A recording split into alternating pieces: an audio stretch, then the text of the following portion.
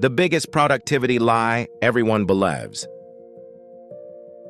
A few months ago, I had what I thought was the most productive week of my life. My inbox was empty. My calendar was organized. I answered every message, attended every meeting, finished dozens of small tasks. By Friday evening, I was exhausted. And strangely, I felt proud of that. Then I asked myself one question. What actually changed this week? I expected a long list of achievements. Instead, I sat there in silence. Because after everything I'd done, I could barely point to one thing that had actually moved my life forward. That's when I realized something. Maybe I've been measuring productivity the wrong way. And if I was making that mistake, I started wondering how many other people were too. Because there's one productivity lie almost everyone believes. The scary part is, it sounds completely true. The problem. We've been taught that being busy is a good thing. If your calendar is full, you must be important. If you're always working, you must be ambitious. If you're constantly exhausted, you must be making progress. But are you? Think about your last week.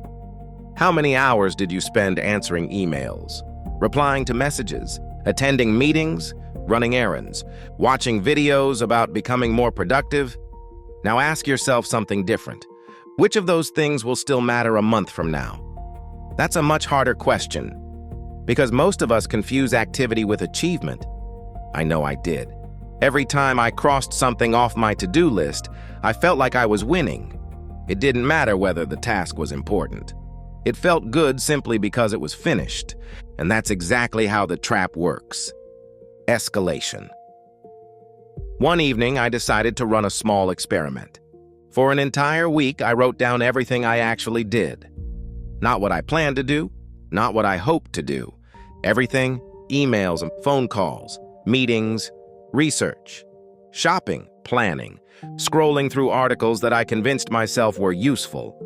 By Friday, the list was enormous. Looking at it made me feel accomplished. Then I asked one question. If I deleted everything on this list, what would still matter 1 month from now? I wasn't expecting the answer. Almost nothing survived. Most of my week had been spent maintaining life, not improving it. That realization was uncomfortable, because it meant I didn't have a time problem. I had a priority problem, discovery. So why does being busy feel so productive? Because our brains reward completion, not importance. Answer an email. You feel productive? Check off a small task. You feel productive. Clear a notification. You feel productive. The problem is, your brain doesn't stop to ask whether any of those things actually changed your future. Imagine eating junk food. It fills you up for a while, but it doesn't nourish you. Busy work can do the same thing. It fills your day without moving your life. That's why it's possible to work 12 hours and still feel like you're standing in the same place 6 months later. The experiment. After realizing this, I changed one habit. Every morning, instead of asking, "What do I need to get done today?" I asked, "What is the one thing that would make today matter?" Just one thing. Not 10, not 20, one. At first, it felt wrong. There were emails waiting, messages to answer, small problems demanding attention. But I forced myself to spend the first hour on the one task that could actually change something. Writing, learning, building, creating. Some days it felt uncomfortable. Some days I wanted to quit after 10 minutes. But something interesting started happening. Even when the rest of the day became chaotic, I still ended the day knowing I'd moved forward. Not because I did more, because I did what mattered first. The twist. Then I noticed something else. The biggest obstacle wasn't distractions. It was comfort. Busy work feels safe.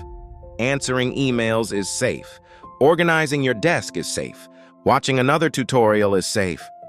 But meaningful work is different. It can fail. It can expose what you don't know. It forces you to make decisions. That's why we often avoid the work that matters most without realizing it. We tell ourselves we're being productive, when really, We're protecting ourselves from discomfort. And that's the biggest productivity lie. We believe that if we're working hard, we must be making progress. Those two things are not the same. Hard work creates effort. Progress creates change. Lesson. Today I still use calendars. I still make to-do lists. I still answer emails. None of those things are bad. The problem begins when they become substitutes for meaningful work. Now, before my day ends, I ask myself one simple question. If I repeated today for the next year, where would I end up? Sometimes I don't like the answer. But that question has changed the way I work, because productivity isn't about doing more. It's about making sure the things you do actually matter. So the next time you finish a long day and feel exhausted, don't ask, how much did I do? Ask, what actually changed? Because the biggest productivity lie everyone believes is that being busy is the same as making progress. It isn't. And the moment you understand the difference, you stop chasing full calendars. You stop collecting completed tasks just to feel productive. And you start building a life where your effort actually moves you forward. Maybe that's the real goal. Not to be the busiest person in the room, but to become the person whose work leaves a mark long after the day is over.